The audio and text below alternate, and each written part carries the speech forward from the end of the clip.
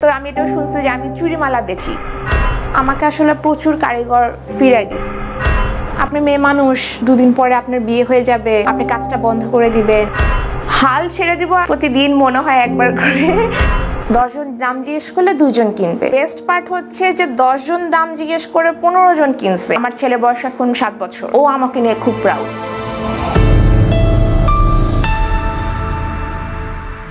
আমাকে যদি এক বাক্যে আমার নিজের পরিচয় দিতে হয়, আমি হচ্ছি গয়নার গল্প বলার লোরা। গয়না জিনিসটা আমার সবসময় খুব ভালো লাগতো, কিন্তু এইটা নিয়ে যে আমি কাজ করবো বা এটাতে আমার ক্যারিয়ার আমি করতে পারি এরকম কখনো মনে হয়নি। কিন্তু যখন আমি কম পরিসরে গয়নাটা ডিজাইন করা শুরু করি, আমি মানুষজনের কাছ থেকে যেরকম রেসপন্সটা পাই, সেই রেসপন্সটা দেখে আমার মনে হয়েছে এখানে আমার ক্যারিয়ার আছে, আমি চাইলে আসলে অনেক ভালো করতে পারবো। আমার নানু বাড়ি দাদু বাড়ি দুটাই হচ্ছে সিরাজগঞ্জে। যখন আমি ব্র্যাকে আর্কিটেকচার ডিপার্টমেন্টে ছিলাম, সো আমার এক কাজিনের বিয়ে আমার ফ্রেন্ডদেরকে নিয়ে গ্রামের বাড়িতে যাই। ওরা তখন এই তাঁত ঘরগুলো দেখে আসলে খুব বিমোহিত হয়ে যায়। তাঁত ঘরটা এভাবে কাজ করে, তাঁতের সাউন্ড, তো সবকিছু নিয়ে ওরা খুবই ইন্টারেস্টেড হয়। পরিচিত যে কয়টা তাঁত ঘর ছিল ওখানে নিয়ে যাই, তো ওরা ওখান থেকে অনেকগুলো শাড়ি কিনে ঢাকায় ফেরত আসে। যারা যেতে পারে নাই ওরাও সেই শাড়িগুলো দেখে আমাকে বলে আমি যেন বাড়ি থেকে শাড়িগুলো নিয়ে আসার ব্যবস্থা করি, ওরা কিনতে চায়। তখন দেখলাম যে অনেক অর্ডার আসছে। ইনিশিয়ালি শুরু করেছিলাম ফেসবুকের পেজ দিয়ে, কি নাম দিব অনেক চিন্তা করতে করতে শাড়ি 6 গজের হয়, সেখান থেকে আসলে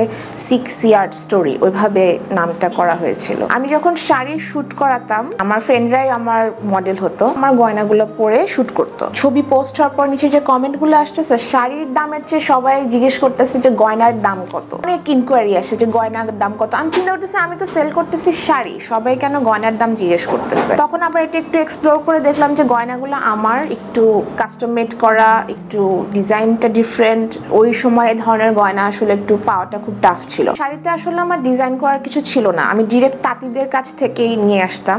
রিটেল সেলার ছিলাম। হাতে গোনা 4-5টা যখন গয়না ডিজাইন করে এটা আমি পোস্ট করি, তখন দেখলাম যে অনেক ভালো রেসপন্স আসছে। আমি আসলে রেডিও ছিলাম না গয়না সেল করার জন্য।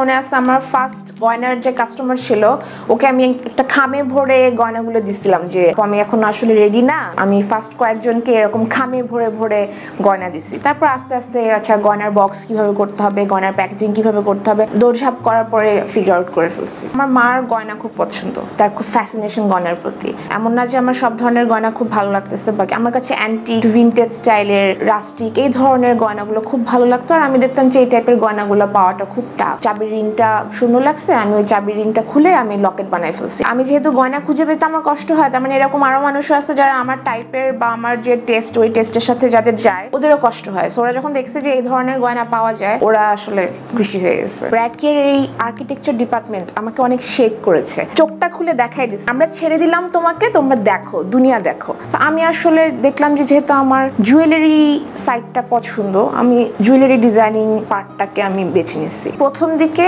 আমি আমার মতোই বেশিটা ডিজাইন করতাম, লাইনের খেলা বা ফর্ম ওইসব এই ধরনের ডিজাইন আমি করতে স্বাচ্ছন্দ্য বোধ করতাম। পরে আমি দেখলাম যে আসলে সবাই তো একই ধরনের ডিজাইন পছন্দ করে না, সবাই আরো ডিফারেন্ট ডিজাইনও পছন্দ করে। আমার চিন্তা করতে হবে সবার জন্য, যেন যে কেউ এসে তার পছন্দ মতো জুয়েলারি গুলো কিনতে পারে।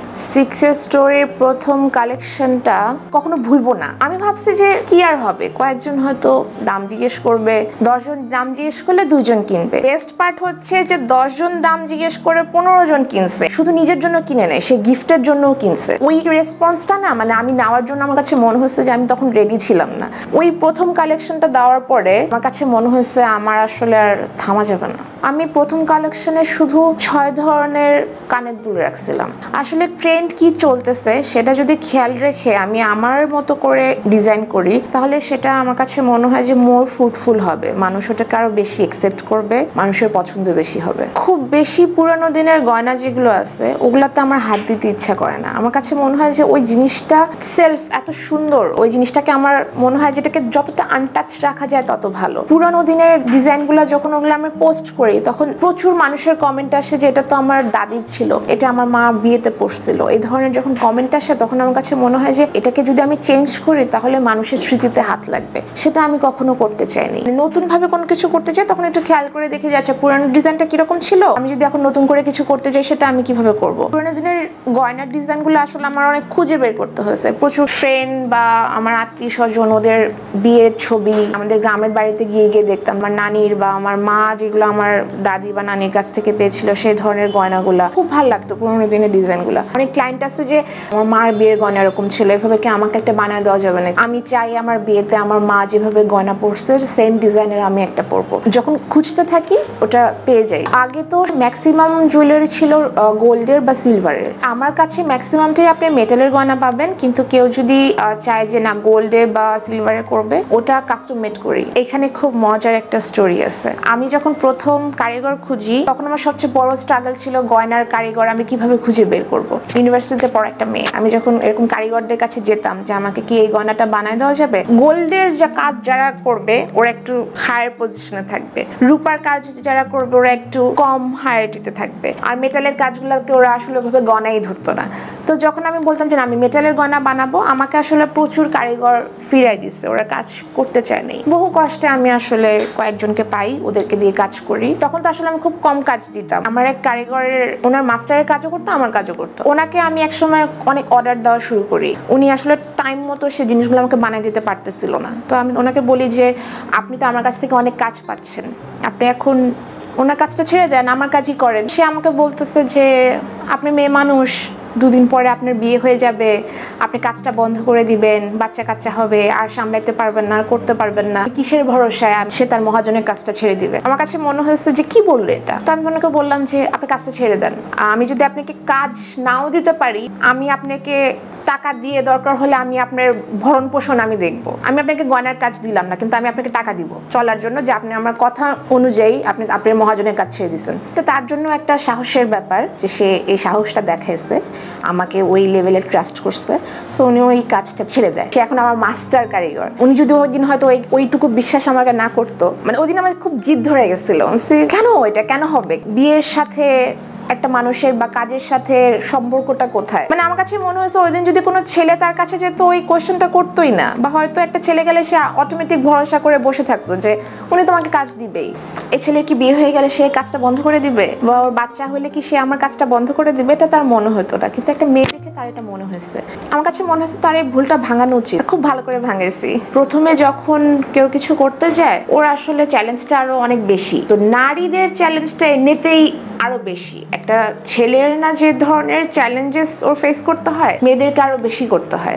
আমি যেহেতু আর্কিটেকচারের ব্যাকগ্রাউন্ড ছিল, আমার বাবার ইচ্ছা ছিল যে আমি আসলে এই সেক্টরে জানি কাজ করি, জুয়েলারি ডিজাইনিং এ আসবো, সেটা ব্যাপারটা পছন্দ করে নাই। তো ওনাকে আমার কনভিন্স করতে অনেক সময় লাগছে। আস্তে আস্তে যখন পপুলারিটি পাচ্ছিল তখন একটা ম্যাগাজিনে আমার অনেক বড় একটা আর্টিকেল হয়। আমি তখন ওনাকে দেখাই যে আমি এরকম একটা বড় আর্টিকেল আসছে। তো ওদিন উনি খুব খুশি। তখন আমার কাছে মনে হচ্ছে যে যদি আমি প্রথম থেকে সাপোর্টটা পেতাম, আমার জার্নিটা হয়তো আরেকটু স্মুথ হতো। আমার আসলে কাজ করে প্রুফ করে তারপর তার কাছে যেতে হয়েছে। আমি আমার মতো আসলে কাজ করে গেছি, কারো কথা শুনি নাই, যেটা ভালো লাগছে ওটা করছি। তো আমি এটাও শুনছি যে আমি চুড়িমালা বেচি, which is true, আমি চুড়িমালা বেচি, কিন্তু ওদের বলার যে ভঙ্গিটা ওটার মধ্যে আসলে আমি বুঝতে পারতেছি ওরা এটাকে মিন করতেছে। একটা ছেলে যদি কোনো ব্যবসা করে বা নতুন কোনো কিছু ট্রাই করতে যায়, ওরা আসলে এত কথা শুনতে হয় না। কিন্তু একজন নারী যখন কোনো কাজ করতে যায়, মানুষের অনেক কথা শুনতে হয়। ওর কাজ তো ঘরে থাকা, ওর কাজ হচ্ছে সংসার করা, ওর কাজ হচ্ছে বাচ্চা বড় করা। তো আসলে ওই প্র্যাকটিসটা চলে আসতে আসতে এটা হঠাৎ করে যখন দেখতেছে নারীরা অনেক এম্পাওয়ার্ড, ওরা কাজ করতেছে, ওরা নিজেরা ইনকাম করতেছে, আমার কাছে মনে হয় যে এই সমাজের জন্য একসেপ্ট করাটা অনেক ওদের জন্য চ্যালেঞ্জিং। আমার ছেলে বয়স এখন 7 বছর, ও আমাকে নিয়ে খুব প্রাউড। ও আমাকে প্রায় বলে যে আচ্ছা তোমার ইন্টারভিউ আছে বা তুমি এটা করছো, আচ্ছা তোমাকে টিভিতে দেখা যাচ্ছে, আজকে তোমার একটা পেপারে আসছে। ও আমার চেয়ে অনেক বেশি এক্সাইটেড। আমার পার্টনার, আমার বাচ্চা জার্নিটাকে আরো স্মুথ করে দিচ্ছে। হাল ছেড়ে দিব প্রতিদিন মনে হয় একবার করে, কিন্তু আপস অ্যান্ড ডাউনস তো থাকে। অনেক কিছুর মধ্যেই আমাকে গো থ্রু করতে হয়েছে। একসময় মনে হতো যে আর পারতেছি না, এখন আমি যেটা করতাম একটা ব্রেক নেই, একটু নিজের একটু শক্তি যোগাই। আমার উপর আসলে অনেকগুলো মানুষ ডিপেন্ডেন্ট, আমার যে কারিগরগুলো আছে বা আমার যে এমপ্লয়িরা আছে ওরা আমার উপর ডিপেন্ডেন্ট। আমি যদি এটা ছেড়ে দিই, আমার এটা যদি ওয়ার্ক না করে, তাহলে ওরা কোথায় যাবে? ওরা একটা সাগরে পড়ে যাবে। সো আমার কাছে সবচেয়ে বড় মোটিভেশনটা ছিল ওরা। 2015 সালে বাংলাদেশের এখন সবচেয়ে পপুলার যে নিউজ পেপার ফ্যাশন সেক্টরে 6 ইয়ার স্টোরির আসলে কভার ফটোতে যায়, ওই সময় আশাও করি না যেরকম হইতে পারে। যখন কভার ফটোতে যায়, যে পরিমাণ রেসপন্স রেসপন্স মানুষের কাছ থেকে তখন পাই, আমার কোনো অফিস ছিল না, তখন আমার কাছে মনে হয়েছে যে পরিমাণ রাশ ছিল ক্লায়েন্টের, বা ওরা একটু এসে দেখতে চাইতো, কাস্টম মেড অর্ডার করতে চাইতো, এরকম যখন হয়েছে তখন আমার কাছে মনে হয়েছে যে এখন যদি আমি বাসা থেকে বের না হয়, যদি আমি একটা অফিস না নেই, আমি এখান থেকে কখনো বড় হতে পারবো না। ওইটা আমার কাছে খুব টার্নিং পয়েন্ট মনে হয়েছে।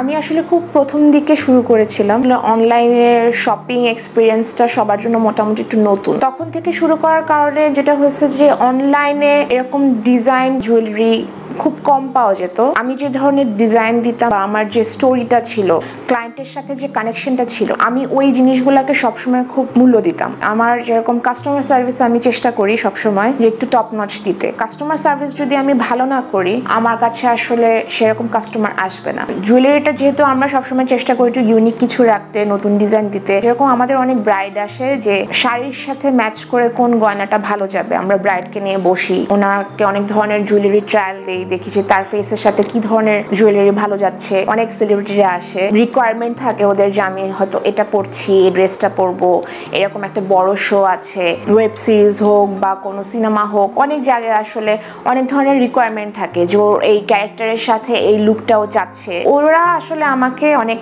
ট্রাস্ট করে, তখন আমি ওদেরকে নিয়ে একটু স্টাডি করি যে কি দিলে বাকি 10 জনের থেকে আসলে ওনাকে আলাদা করা যাবে, উনি খুব সুন্দর করে কি ক্যারি করতে পারবে, কিভাবে তার লুকটাকে আরো অনেক সুন্দর করা যাবে। তো ফাইনালি যখন তার লুকটা দাঁড়ায়, এটা আসলে সবাই খুব অ্যাপ্রিসিয়েট করে। জুয়েলারি যে সবসময় আপনার একটা কানের দুল হবে বা একটা হার হবে, জিনিসটা তো আসলে ওইখানে আর আটকায় নেই। এখন অনেক ধরনের বডি জুয়েলারি আসছে, সবাই যে এখন শুধু কানে গলায় পড়ছে বা আংটি পড়ছে জিনিসটা তা না। কেউ হয়তো চাচ্ছে যে সে যে ড্রেসটা পরবে সেই ড্রেসের সাথে ইনকর্পোরেট করে কোনো ভালো একটা জুয়েলারি পিস সে অ্যাটাচ করতে চায়। তো তখন আমরা দেখি যে সে যে ড্রেসটা পরছে ওই ড্রেসের সাথে আমরা ম্যাচ করে হয়তো বডি জুয়েলারি করে দিচ্ছি। মাথার কিছু হতে পারে, মাথার খোপার কাটা হয়তো খুব ট্রেডিশনাল কোনো খোপার কাটা না হয়ে জিনিসটা খুব কন্টেম্পোরারি খোপার কাটাও হতে পারে, বড় একটা ইয়ার কাফ হতে পারে। তো প্রথম দিকে আমি একটু কালারফুল জুয়েলারি আনছিলাম। ওই গয়নাটা আমি দেখতাম যে সবার কাছে আছে, সবাই কিনতেছে, কোনো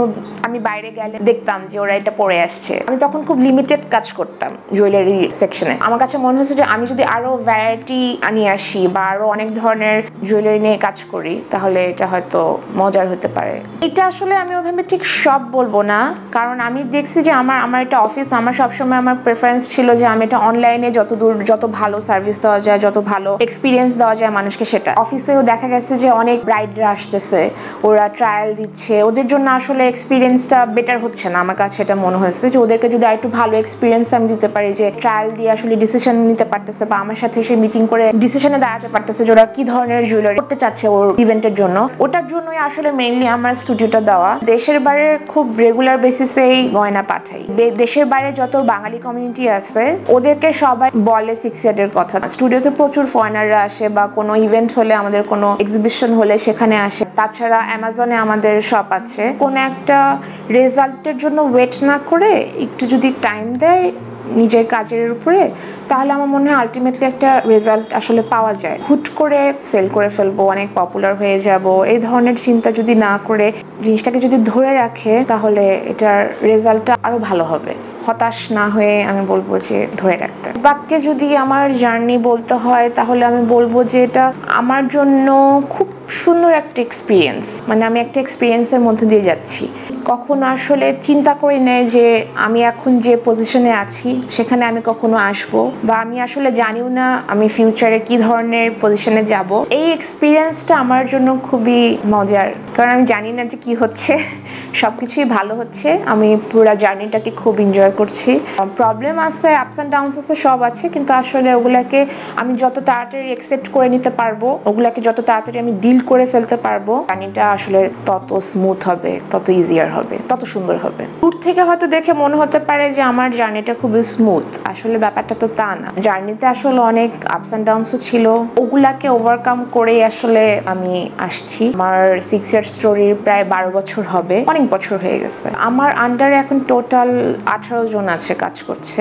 এখান থেকে কারিগর হচ্ছে 8 জন, কিন্তু একজন মাস্টার কারিগর হচ্ছে 3 জন। তাদের আন্ডারেও আরো অনেক লোকজন কাজ করে। ঈদের 2 দিন কিছুদিন পরে আমরা আমাদের এক কারিগরের দেশের বাড়িতে ঘুরতে যাই। আমরা অফিস থেকে সবাই এরকম একটা বড় একটা মাইক্রো ভাড়া করে আমরা ওনার বাড়িতে যাই। এত ভালো লাগছে, মানে উনি আমার এখানে কাজ করার পরে আগে উনি জমি কিনছে, জমি কেনার পর একদম বিল্ডিং করছে, দোতলা একটা বিল্ডিং। মানে ওটা দেখার পরে আমার কাছে খুব ভালো লাগছে। তারপরে আমার আরেক কারিগর গাড়ির ছবি পাঠাইছে। তো আমি বলছি এটা কিসের ছবি, গাড়ির ছবি কেন পাঠাইছে? আমি বলছি ম্যাডাম আমি গাড়িটা কিনছি। মানে ওই যে ফিলিংসটা ওরা আসলে অনেক ভালো করতেছে, এই ফিলিংসটা আসলে আমি বুঝাইতে পারবো না যেটা কেমন লাগে।